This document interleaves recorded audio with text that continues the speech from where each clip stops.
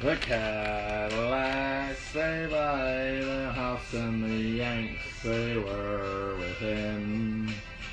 The Tinkers, boys, they hissed their twice that there were a pin. And they turned and shook, and they had a look at the room where the dead man lay.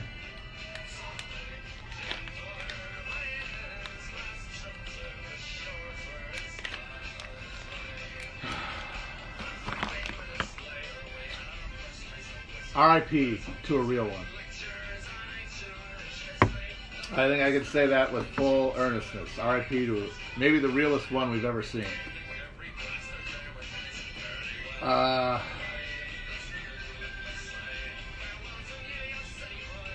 So, obviously, Birdie dropped out today.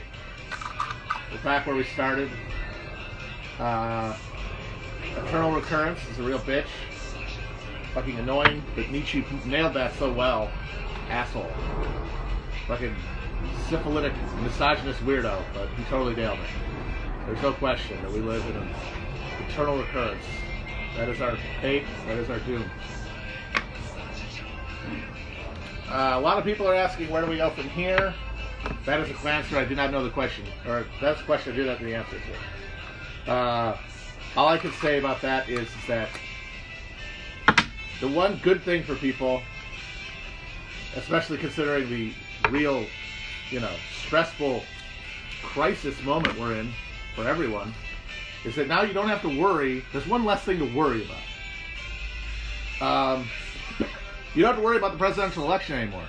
Like, you can tone it out. You don't have to pay attention. There's no requirement for you to care about any of this stuff now. And that, honestly, after, 4 years or so of, like investing yourself in this shit, isn't that kind of a treat?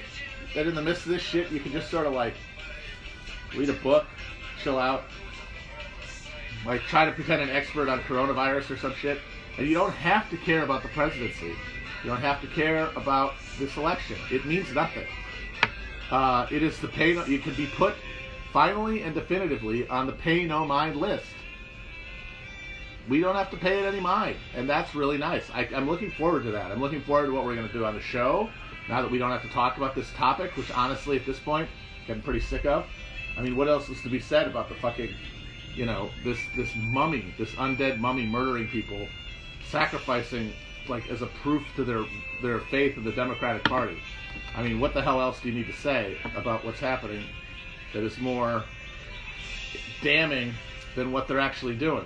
So, pay no mind. Beyond that, I don't know. People talk about general strikes, it's with who? What army? We don't have the people. The whole point of the Bernie campaign was to get some numbers. To get some numbers behind this whole thing. To get some support. Some critical mass. And now that's pretty much off the table. So now what to do next becomes a question. But, I think people who are all right, now we can do direct democracy, now we can do all this shit. It's we didn't have enough people before this. We don't have enough people now. So maybe we need to stop and think about that. I don't know the answers. I still have no idea. Fuck, I forgot something. I'll be right back.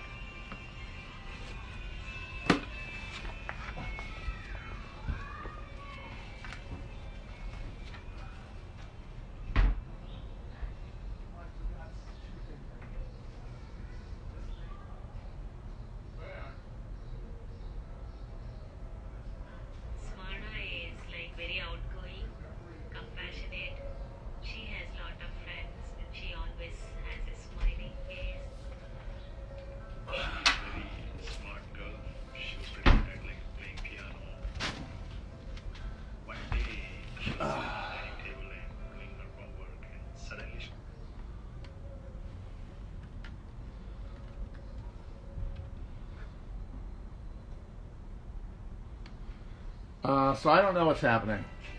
Put the thing on. I listen. People say put the thing on. I put the thing on. Like, what kills me and what makes me sad about this is that, for myself personally, the reason I thought it was worthwhile to invest fully in the Bernie campaign is because I recognize the chief problem of the left in this country was saying, was numbers, was people who were invested and willing to be activists in whatever way that meant, and to do the work, whatever that meant. Nobody knew because it had never been an issue. We never had it, we never had the numbers. I haven't had them for decades. Bernie was about getting the numbers and getting a movement.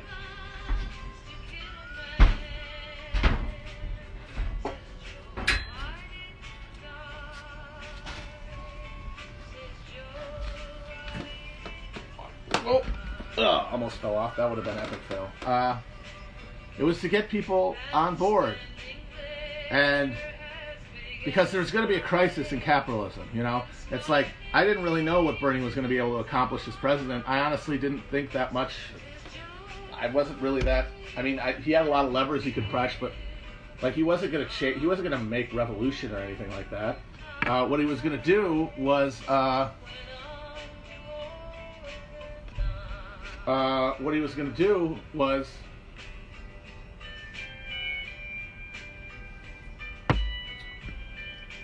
create a movement, get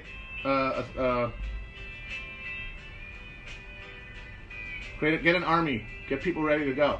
At a time, as capitalism came closer to crisis. What's killing me right now with this whole fucking coronavirus thing is just imagine if Bernie had been president right now while this shit was going on. As compares to what's happening now, which is we're getting the 2008 bailout on steroids. We're getting another massive corporate handout. We're getting a situation where, when this ends, if we still have an intact government and institutions, then they're just going to be. We literally will have used the federal treasury to keep whole the people who will just buy out everything that everybody lost during the course of this thing. And that wouldn't, I don't know what Bernie presidency would have meant, but this happening under a Bernie president would not have meant that. I can say that for sure. And if it hadn't been a virus, if it had been one of the endogenous crises that are endemic to capitalism finally coming forward again, which was on the verge of happening. The fucking bond markets and shit were going wild even before coronavirus. And who knows if there might have been another thing. And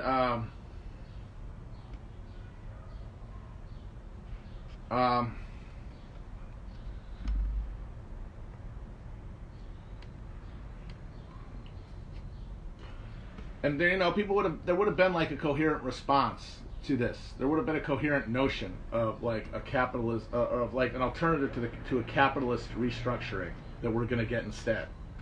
And that would have been true with a Bernie presidency or a post-Bernie moment when the crisis came.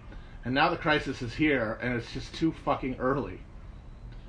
It's just too fucking early. And that's too bad. So the task is still the same that it was before Bernie. But now without Bernie, the question becomes what replaces Bernie as the mechanism for recruitment and mobilization. And I don't know. It's way too early to say. We'll talk about it. People have ideas. Hey Zling, how you doing, pimp? I don't know. It's too early. I think anybody, love you, buddy. Anybody who's claiming to know is fucking selling something. But yeah, like one way or another, the fact is that we're not prepared for this moment. And Bernie represented the best chance to get people prepared for a moment like this, and it didn't happen.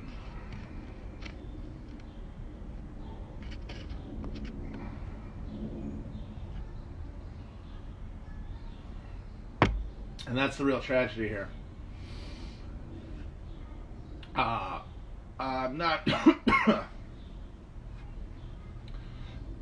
As for what Bernie could have done differently,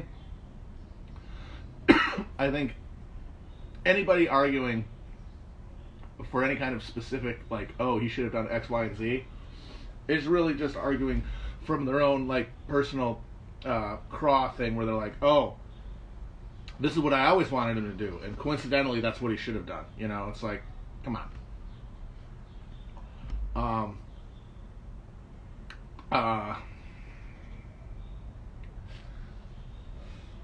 Why would you need to engage with Biden supporters? The Republican, the presidential election is no longer a zone of contention. It's no longer a contest. It's no longer a place to put energy. Why care? Who gives a shit? Because Bernie's going to endorse Biden, and you sure as shit don't want to be in a situation where you feel like you need to honor that when it happens. You need to have already put this in your rearview mirror. You already need to have put up the pay no mind sign, so that when Bernie does endorse Biden and they start banging on you to vote for him, you can just say, not my problem. Look what they did to make this happen. Look at the norms they violated. Look at the lives they literally lost and killed. Look at the people they literally killed to do this. It's an illegitimate process from start to finish. Not one that you're obligated to fucking acknowledge the results of in any way. So, pay no mind. Just forget about it. You don't have to care about the presidential election anymore. Fill that hole with, like, scrimshaw or collecting jazz records or just doing more drugs, whatever. You don't have to care about the presidency anymore. So that's fun. And yeah, like Bernie, there's definitely versions of the Bernie campaign that would have been more fun to watch and participate in, but I don't know if they would have been any more effective because A, of the degree to which Democratic voters are committed to the Democratic Party, B, the degree to which non-voters are committed to not voting, and C, the degree to which Democratic Party voters are in the thrall of mainstream media and the party itself, which they are. So that means, like, people say Bernie should have been harder on Biden and should have gone harder on Biden. Well, yeah, but that also would have been treated like all of his mild attacks on Biden were, as him trying to undermine the Democrats on behalf of Trump. Because for Democratic voters, things are all zero-sum. Things either benefit Republicans or Democrats. And an attack on a Democrat is for Republicans. That's just the way they think. So there's no guarantee that would have worked. And especially when the media was willing to take to give everything the benefit of Joe Biden's spin on it as like the assumed thing to do, or as like the actual reality. Like they just were like, whatever the Biden campaign spin on this is the one that we're giving prima facie credence to. And Bernie has the benefit, has to do the he has to match some burden of proof to get his point of view across. I mean, that's a fundamental difference in the way that they were treated by the media that was going to make it impossible for him to get enough of the Democratic electorate who watch TV and believe that shit to follow along, unless they stayed separated, which they did until Obama made 2 phone calls and brought them all together. Which isn't together. Unprecedented intervention in the process that was done on the specific purpose to defeat one candidate. Then you have what they did during this fucking primary, and these primaries that they from Iowa on, even before the coronavirus thing, they've been illegitimate. But the party still accepted them as legitimate. All of these, like 5 polling places in Milwaukee during a fucking pandemic, those delegates are going to get certified. What difference? I mean, there was no way they were going to let it happen. Period. End of sentence. Nobody else wants to do an emergency Chapo today. They want to think some more. They want to get their thoughts fresh. They want to get their thoughts like in order. But no, I just want to shoot off the hip. Because what the fuck, YOLO, right? I just want to go off the hip. As for like, well, who to support in this thing, like Howie Hawkins, that fucking PSL. I'm sorry, but third party politics are vanity bullshit. Third-party politics at the presidential level is for cranks. It's for cranks. I've said this before, but it's still fucking true. It's for cranks. Third-party presidential races are for cranks. Bernie might not have been a crank because of his position. If he decided to run third party, he could have been viable. But like these guys, no one knows. Jill Stein, Gloria La Riva, it's crank bullshit. The point was you could have had Bernie on the top of a ticket in the two-party system. That would have been unprecedented and huge. As a third party, some dickhead nobody knows, it's just a fucking pastime for people who ride recumbent bikes. So who gives a shit? Vote for whoever you want. I'm not voting for Biden. I don't know if I'll ever respect anyone who does vote for Biden, honestly.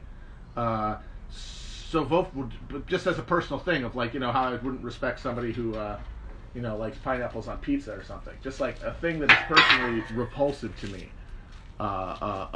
So yeah, voting for him is a sign of a weak character, I guess. That's what I would say. So do what you want. I'll probably write in Bernie. If you want to write in me, that'd be funny. If you could get me like a percentage, or no, like not a percent, that's not realistic. But if you get me like a 0.5%, or no, like a fraction of a percent, that'd be pretty funny. I don't know, whatever. Doesn't matter. Not our problem. Not my problem. Who care? As the great Dave, King Dave said, Big Dave himself says, who care? Doesn't matter. That's a YP, not an MP. So that's one thing you don't have to worry about.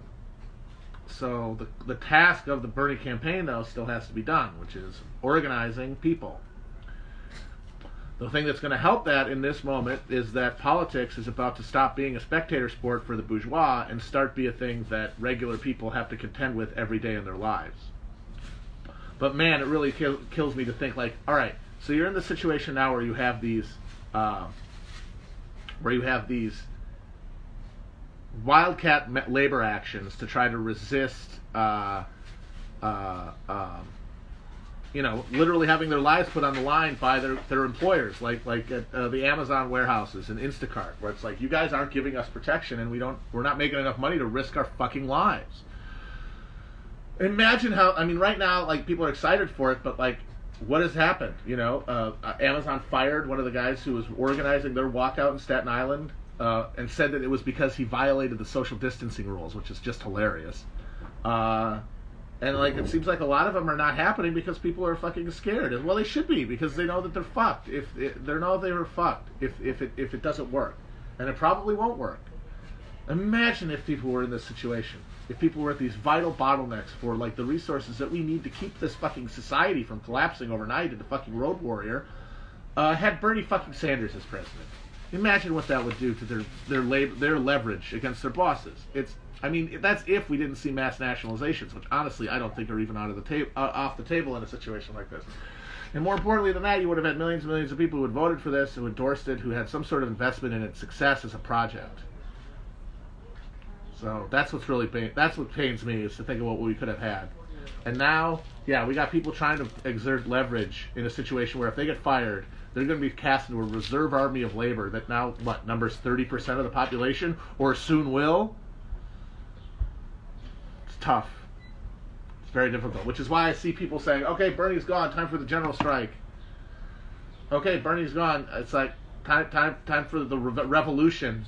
It's like, if there weren't the numbers in America, in the fat, happy heart of the world empire, if you didn't have enough people willing to just go and vote for Social Democrat Bernie Sanders in this country, you really think you have the numbers to fucking take up arms in a mass struggle, or like simultaneously take their labor out of the fucking out of the economy? You really think that the numbers exist to make that happen? Come on, man. Come on.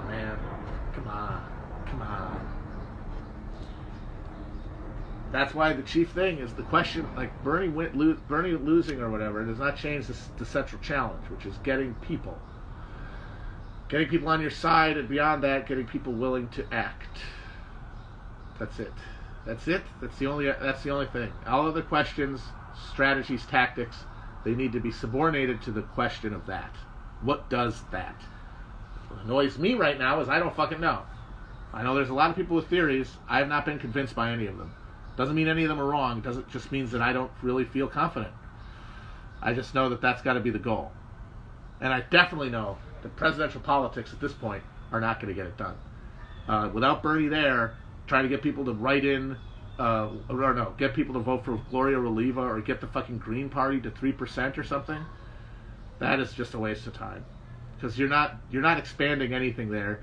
You are pitching to the same gallery of disaffected cranks who always are looking for a third party to vote for, as opposed to the mass of people who don't vote. Only hope is there. The only hope is with the proles, as Winston Smith said.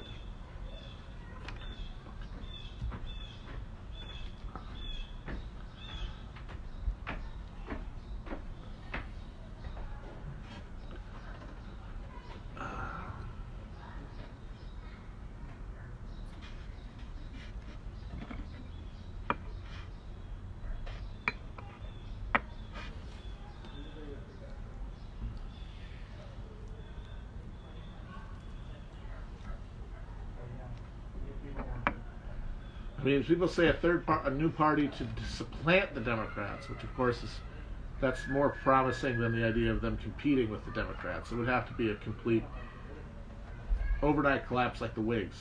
The Whigs are the model here. Problem is the Whigs had specific historical context that made that happen, and that is the main one is the split that happened that destroyed the Whigs was regional,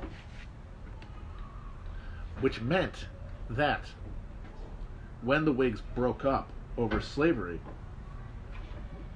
basically the entirety of the northern Whig electorate, everyone who voted Whig in the North, were all already pre-organized to join the party that would embody Whig principles and be anti-slavery, and that was the Republicans. In fact, it was the emergence of the Republicans and their success early in Fremont that made the Whig collapse happen, because people saw an alternative. But the thing was, it was self-organizing and instantly coherent along state lines. If you lived in a northern state and were a Whig, you were probably anti-slavery, because the Democrats basically were the party of the dough-faced party of collaboration with the Southern slave power for the most part before the Civil War. The northern, if you were against slavery in the North, the Democratic Party was not really for you. That's why there were things like the Liberty Party and the Free Soil Party and then eventually the Republicans, was because of that non-existent Democratic home for people who were in favor of slavery, which meant that basically every Whig in the North was ready to vote for the party that would basically be Whigs minus slavery, which was the Republicans. If this were to happen now, the split is ideological, and it's not as clean, and it's not state-based. It's not like they instantly were able to take over not only half of the Whig Party, but the half that was in states where they could run the table, which they did. That's not the same thing here.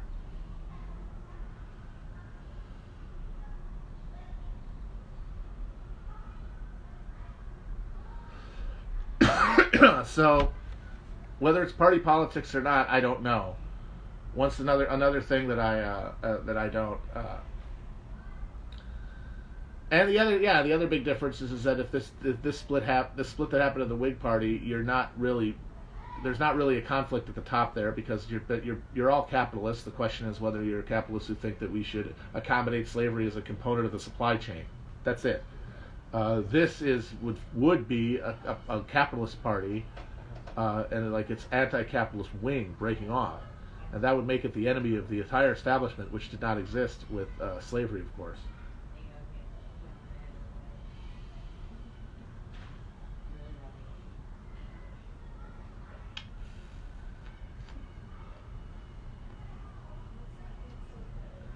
So all I can say is that right now I am a shruggy emoji guy on all questions of tactics, policy, what to do next. Not the least of all because we're in the middle of an unprecedented pandemic and economic collapse, two things that have never happened, and certainly never happened during an election year. I mean, people say, well, you've been living in interesting times. My God, this 21st century has been absurd. and specifically the last year. Jesus, like just Trump got in, it really has been someone put a cinder block on the fucking gas pedal. And now we're in totally uncharted territory. So that's another reason why I hesitate to say X, Y, or Z is the next path forward, because we don't even know what the state of play is going to be in, even 6 months from now? 6 months, 4 months, 2 months, who knows? Is there even going to be an election in 2020? That's a fucking open question to me that no one has really answered to my specifications.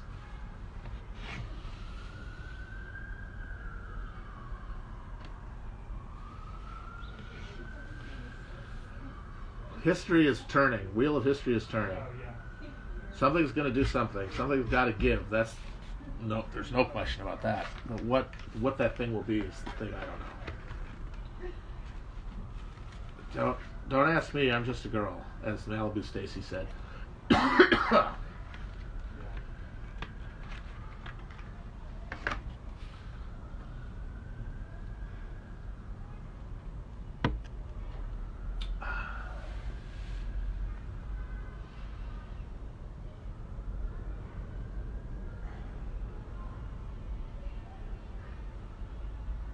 Honestly, the most realistic left formation to emerge from the American context we have, like imagining the different types of revolutions we have, left-wing revolutions we could have in this country.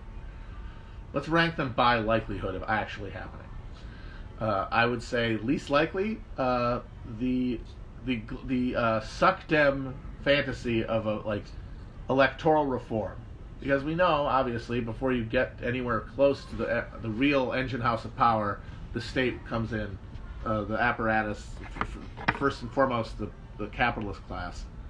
I mean, for the intelligence community, the mafia version that could break the rules. Because even if you're winning within the rules, they can always decide that the rules don't exist, with the help of institutions like the intelligence community. So that makes that very unlikely. It to just happen straight through. Honestly, maybe a little more likely, but still wildly unlikely, is the idea of any kind of Maoist peasant war or ML style Bolshevik coup. Just wildly improbable to me, given the conditions in this country. I mean, we might be neo-peasants, right? Like I've said, that the American lumpen person in this country is basically a medieval peasant in terms of their relationship to each other and media and things like that. Like they're not the industrial subjects that Marx imagined having a revolution. But they don't live like peasants. They don't live on the land. They live disconnected completely from the land. That's why I said instead of potatoes in a sack, they're Pringles in a tube. They've been processed. They've been chopped up. They've been fried. They've been put inside a carton. They're totally disconnected from their natural context, so therefore they can't fend for themselves. That makes them vulnerable. It makes them incapable of the type of action we're talking about that a peasant army could, like those landless Hakka tribesmen of southern China who made up the bulk of anti-imperial insurgencies all through China's history. We don't have those people. They don't know where are you going to go. You're going to go out. You're going to go camp out in the green belt behind your fucking subdivision. You know, you're going to do a defense in depth of the fucking of the House of Yes in Bushwick. So that's also unlikely. Honestly, still very unlikely, but more likely than either of those is some sort of middle-level free officer coup within the military, like Egypt had with Nasser, or like the Carnation Revolution in Portugal. That's more likely than any of them. Is those icky troops, like some mid-level radicalized officers, sort of like chopping off the head of the snake and instituting some sort of barracks socialism. During a moment of deep crisis.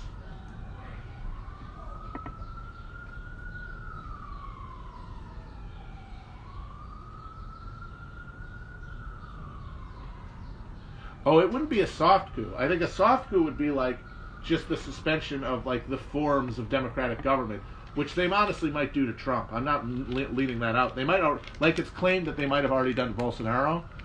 If they haven't done it to Trump yet, they might. And if they do, he would be really relieved, honestly. You don't think Trump would be relieved at this moment? You don't think he's terrified of being president right now? You don't think that he would love the chance to not have this responsibility? And have the military, his beautiful soldiers? My beautiful soldiers, look at them. Look at the handsome generals. They want to take over. They're saying they can take a nap.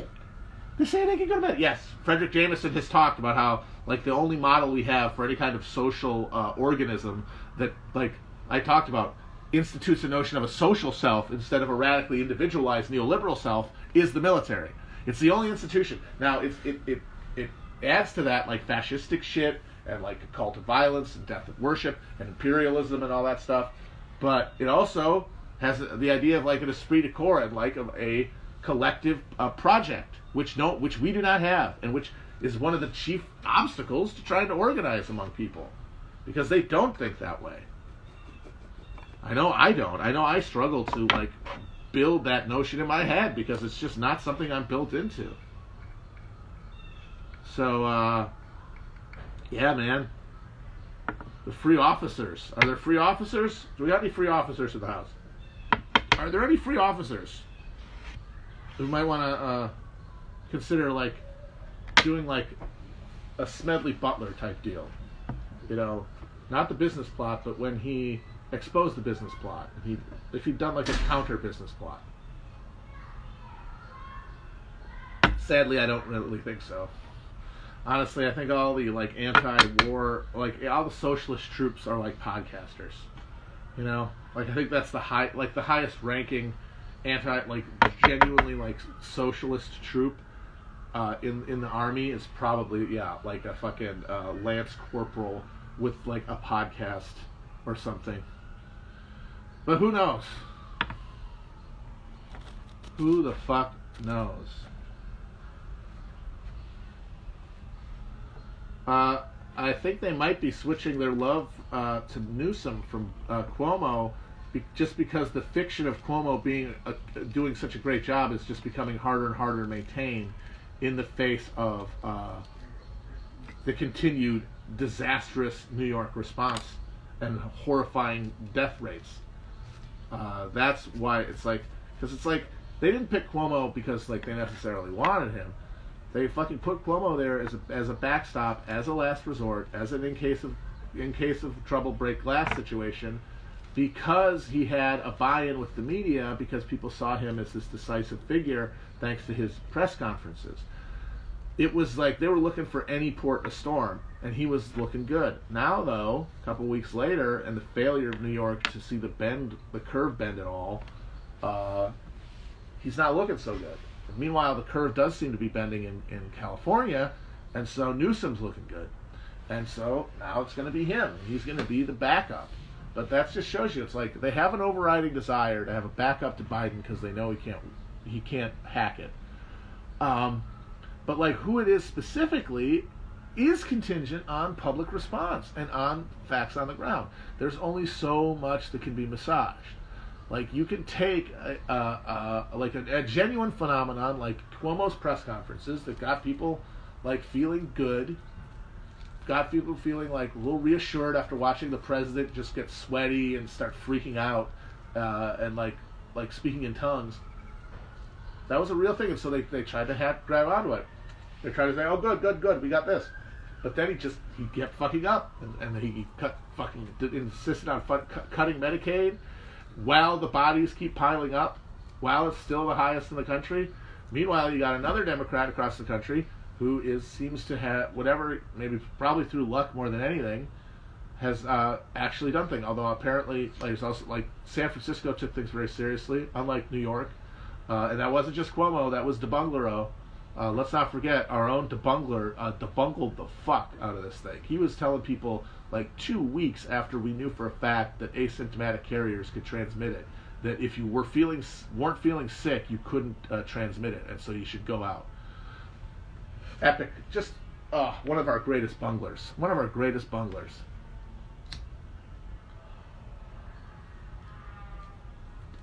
Honestly, more of a bungler than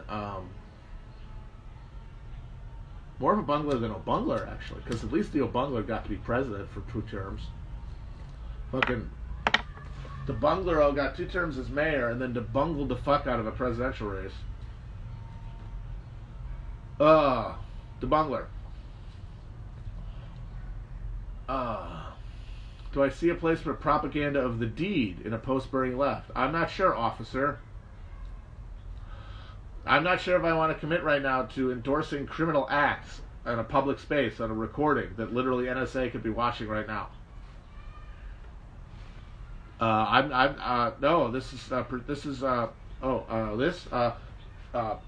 have a medical exemption. I have to do this. I've been prescribed this to have for having. I have podcaster's hip, and this helps me. So please, officer, I'm just going about my day, sir. Please, sir. Yeah. Let's talk more about doing crimes on a. Come on, man.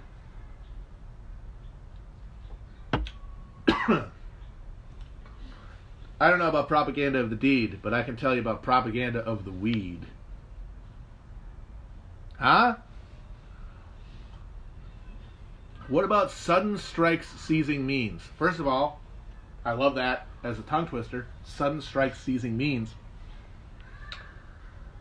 But how does that not beg the question of where do you get the people to do the sudden strikes? Like, once again, people are talking about tactical questions, and you're all assuming a can opener. The can opener you're assuming is a organized critical mass of radicals who are going to all do the same thing at the same time.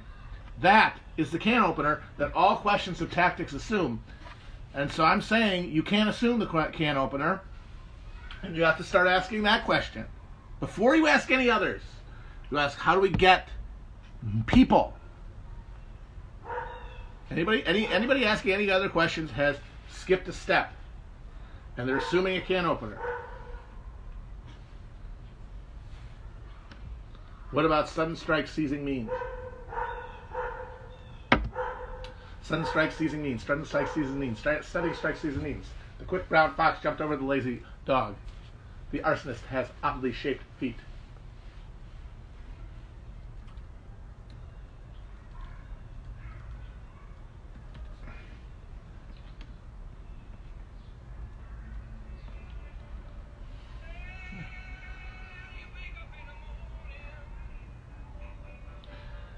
You hear the work bell ring,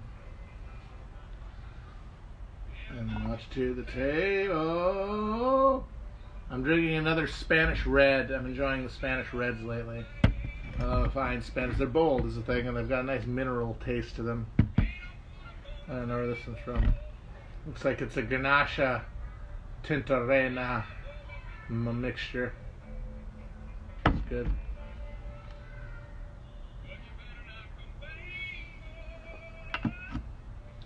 Give you a reason to be happy at all, sir? That is beyond my pay grade.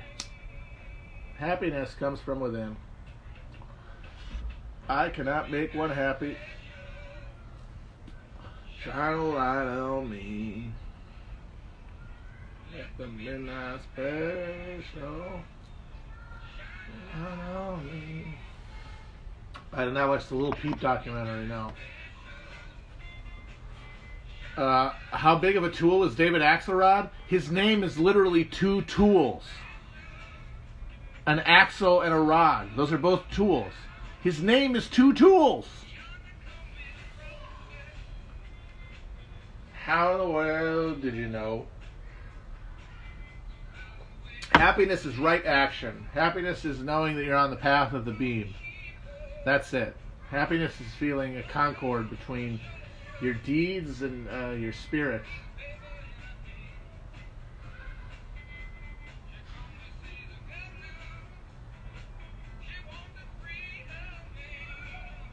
I mean, maybe, yeah. Maybe do some boofing. Maybe boof it up. Shine a light on me. Let the midnight special. Don't know where Virgil is, don't care. he submitted something for us to put on the show, and we didn't do it because it's like he's not talking to us. So why would we do it? So sorry, I'm not gonna bother with him. How are you guys all of a sudden finding the fucking Orson Welles commercial? That thing's a classic. That thing's been remember that thing got referenced from The Critic in 1994. How are you people all finding this shit out every 2 weeks? I guess it's a new group of young people finding something. I hate being reminded that there's a new group of young people. There's always a new group of young people every day. I hate it. Ooh, Zoomer psychopaths.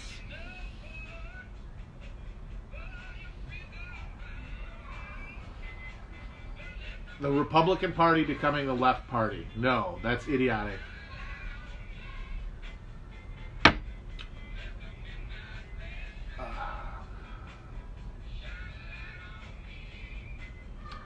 No, the left party, the Republicans will not be the left party.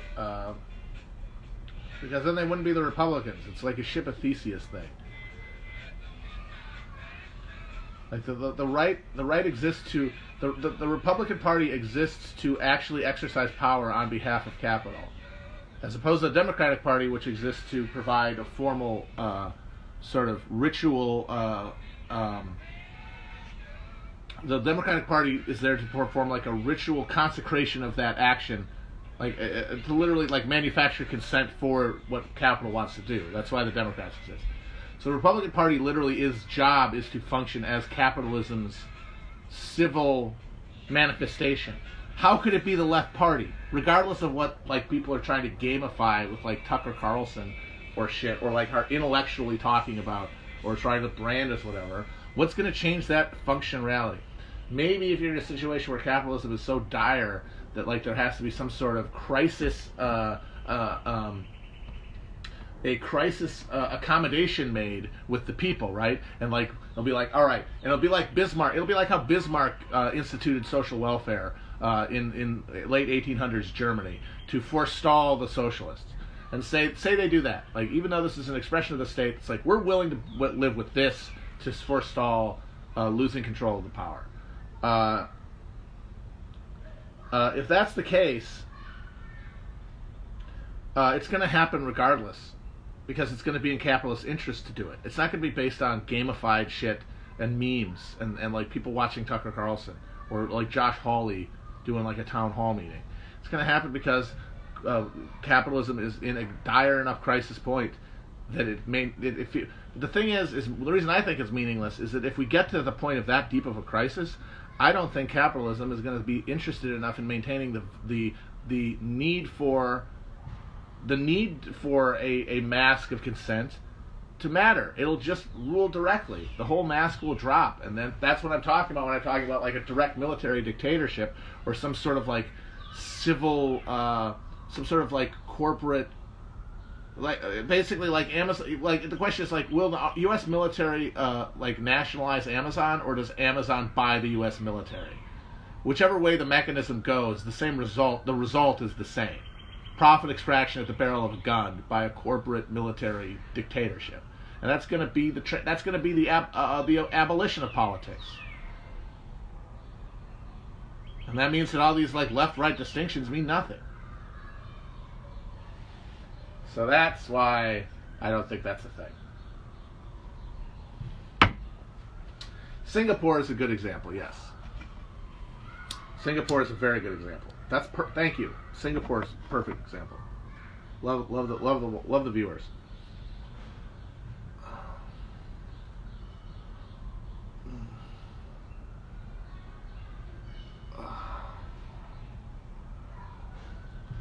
Real politics is going to start. And that's the thing to be excited about. It's the thing to be scared of too, because nobody knows what to do, and we aren't as far along, frankly, as I thought we needed to be. That's just a fact. I thought the whole point of the Bernie thing was to get us on track to be in the best possible position for the crisis. That was what I really thought. Being in the best, with the best hand, when the best organization, the best mobilization, the best control of institutions when the moment came. Now the moment is here too early. But I don't think it's necessarily fatally too early. It's just a simple fact that it's not as far along as I would have liked or thought necessary. That's it. But I don't know. I was just guessing. We're all just fucking guessing, man. None of us know. Nobody knows shit. Nobody knows shit. Nobody knows a fucking shit about shit. It's nuts. It's nuts. My skepticism about mutual aid is that it has to scale up. And I don't know how it does. Scaling up is the key, because it's like, people say, well, we could use mutual aid to get a critical mass of people, but you're still talking about uncoordinated activity by people spontaneously and hoping it accumulates to something. And historically, that hasn't worked in this country. I don't know where it has, honestly, but it sure as shit hasn't worked here.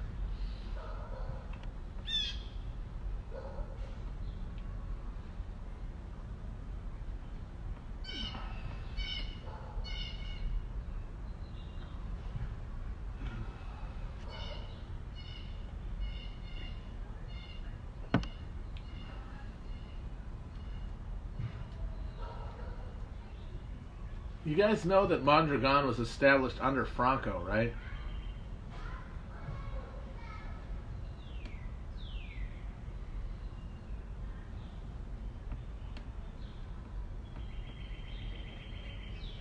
It's hard to imagine that it could be a real threat to capitalism or an alternative to it if it was allowed to exist under Franco.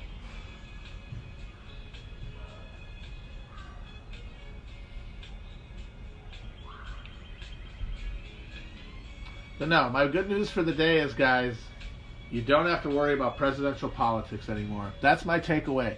If you gotta have a takeaway for today, feeling bad, feeling owned, I hate feeling, and honestly, more than anything, don't you feel owned? Don't you feel like all those globe emoji dipshits and fucking frauds and hacks and idiots and concern trolls? Don't you hate that they're fucking like gloating right now and that they're posting memes at you? They're posting the Ghana dancing funeral guy memes at you. They're doing it. You know they're doing it right now. We're all taking a break from having the goddamn Ghana meme guy given to us by fucking globe emojis and never Bernie housewives. It's happening, and that sucks. But at least you don't have to care from now on. And you can watch the amazing, transcendently great, I really hope we get them. The main reason I want there to be an election in November is because I want there to be debates. I need debates, and I want a bunch of debates. And I don't just want 3 debates, and I want them all to be different. I want like 5 or 6 debates, and they all have to have different like obstacles, like in the 5 obstructions. Like there'd be a debate where they get all their medication taken from them, and they can't take their medication for the 24 hours before. Then they do one where they get double their regular medication. They do one. They do one like standing in a pool of water. And of course, we would need a Sons debate instead of the VP debate, obviously. And that would be so much fun. And you know what? I watched those debates with Bernie with my heart in my chest, screaming, thundering. I'm going to take Chinese research chemicals and I'm going to take acid and fucking MDMA and I'm going to invent a new way to get high off of fucking air conditioning, Freon. And I'm going to watch those debates and just make my brain peel it like a potato and just let the raw fucking nerves just allow Biden versus Trump to overlay onto my sizzling fucking cortex. Oh, one where they swap medications. That's great. See, you guys are coming up with great ideas too.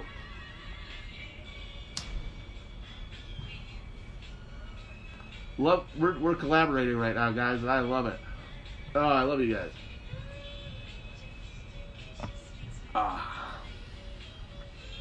Oh yeah, we will definitely be streaming those debates.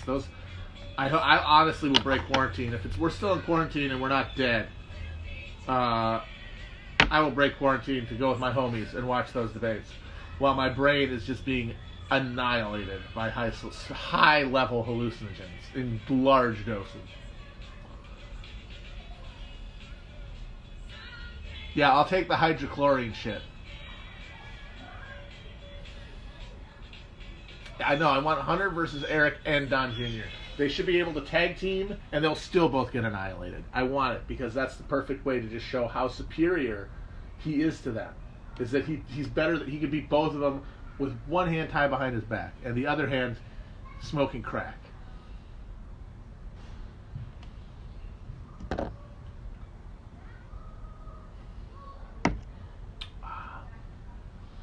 What would I say if Matt Iglesias was here?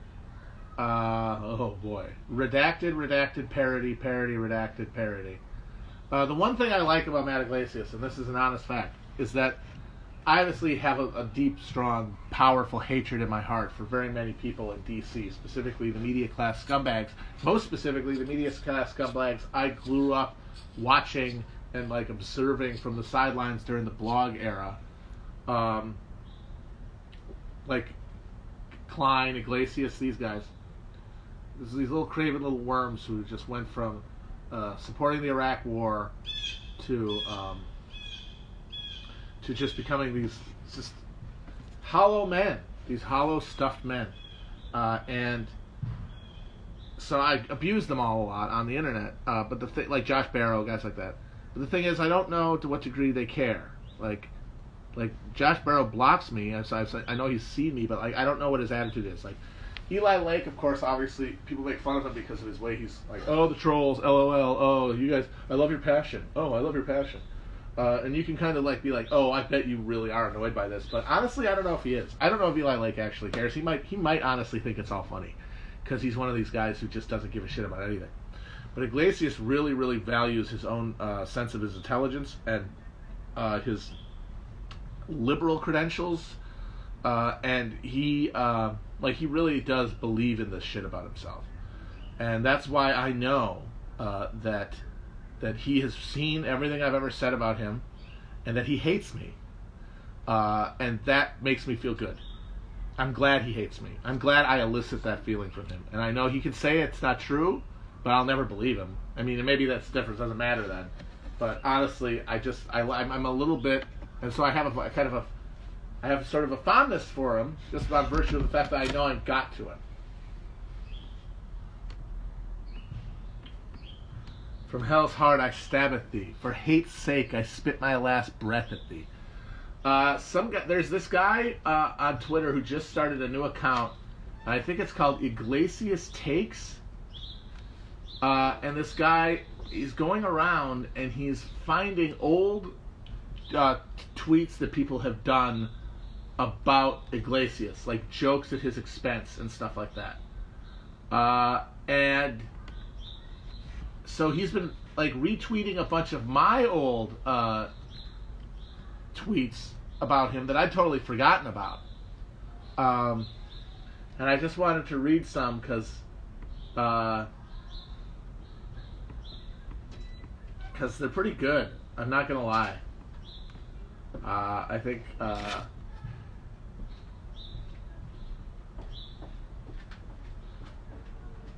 me check here.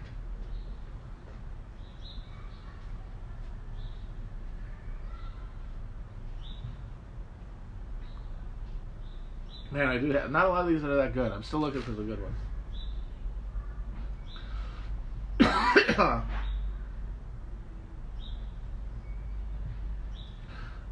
I guess this was one I did in like 2015 that I thought was just very. It wasn't really a joke. It's just an observation that is 100% true. Matt Iglesias is haunted by the knowledge that there are 100,000 wonkish Ivy grads with his exact voice and skill set, and that I think is the reason that he has got a chip on his shoulder and so hostile is because he is aware of the fact that he is a fucking mediocrity, and that he's 100% a case of nepotism. His dad went to Harvard, and then he went to Harvard. It's that simple. Like that explains 99% of his ascent, and he knows it, and it haunts him. That he's interchangeable. That he's literally another egg bitch in Washington.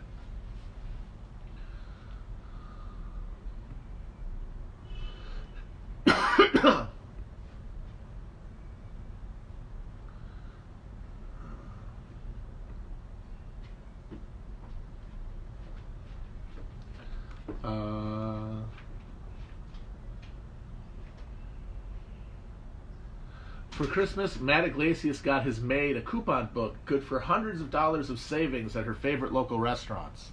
I forgot about that one. I thought that was pretty good. Somewhere in suburban Virginia, Matt Iglesias is browbeating an Applebee's waitress into accepting an expired Chili's Groupon. I like that one.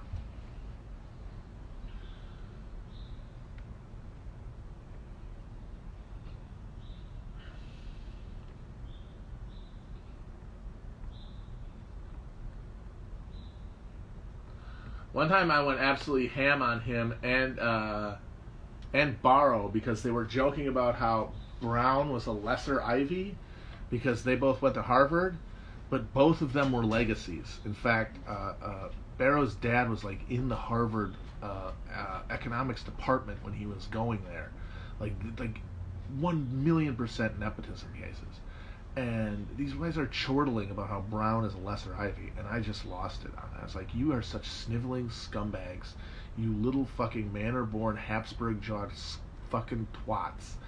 If you were like 19th century Spaniards, you'd be hunting peasants for sport, and that would be more fucking honest than whatever this concern trolley like civil society shit is, given how much you deeply can have contempt for people who you have absolutely no superiority to, because if the fucking if actual work was and value like was derived, like if your monetary if your job related to your competence, you'd be fucking folding shirts at the Gap if you were fucking lucky. Like, you are an interchangeable cog. And Barrow blocked me for that and has not unblocked me since. Iglesias blocked me for a little bit, but then I think people made fun of him for it and like said, hey, what the hell, don't you like, ideas? And then like as a show of generosity, he unblocked me, which I love because it means he's seen it. He's seen it, everything I've ever said about it. One of them I really liked was, this is based on that movie The Box with Cameron Diaz, if anyone's seen. And it's a guy, oh shit, I'm almost out. Alright, well I guess making fun of Iglesias will be the end of this. But the last joke was, the guy from that movie The Box goes to Iglesias, press this button and you will get $1 million. But someone, somewhere that you don't know will die. And then he just presses the button. And he goes, wow, that was really fast. I thought that was good. Alright guys, I gotta go. The clock is up. So listen to what I hope if you listen to this you feel a little better about a bad day, and ready to do whatever needs to be done as the conditions change and as we realize what's happening around us and resolve to do what's necessary to liberate the human race from its shackles of oppression. Let's do it. Let's get that bread, guys. Let's get that bread. Bye-bye.